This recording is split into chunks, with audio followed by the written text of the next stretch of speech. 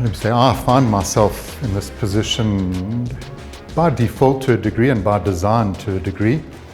My working career started out running hotels.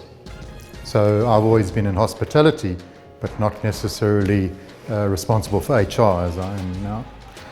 So I spent about 12, 13 years of my working life, well, some of it living in the Drakensberg, working at various hotels, but really running hotels. In this company, when a raft of legislation came through in the 90s, it made it a bit difficult for the company to handle HR without having an actual HR department.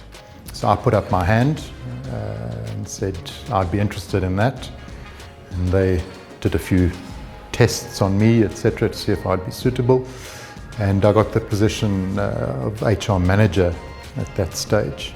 For a good 20 years, I landed up in the position of HR director.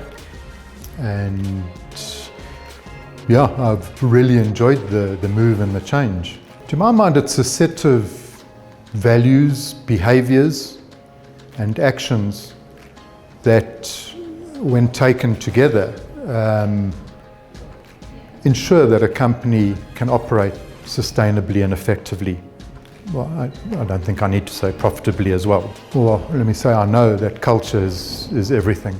And it's not a soft, intangible thing necessarily.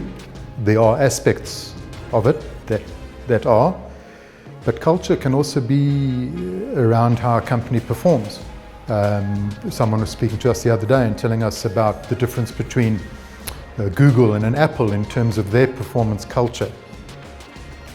Google is trial and error and iterative in terms of how it gets something to market, whereas Apple, it must be 100% correct. They'll spend 6 months getting the little scroll bar correct before they launch that particular product or iteration. So, and neither of them are wrong. It's just what suits the business at that time. So it's what's referred to as a select service hotel group, and we've been operating for some 30 odd years now, started in '85. And we were first to market in this country with that concept.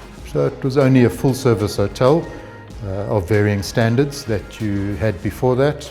With the select services concept, we were able to design buildings and design offerings that were aimed at a particular market segment, which is the business traveller. And we really researched at that stage and innovated around what it was that they were looking for.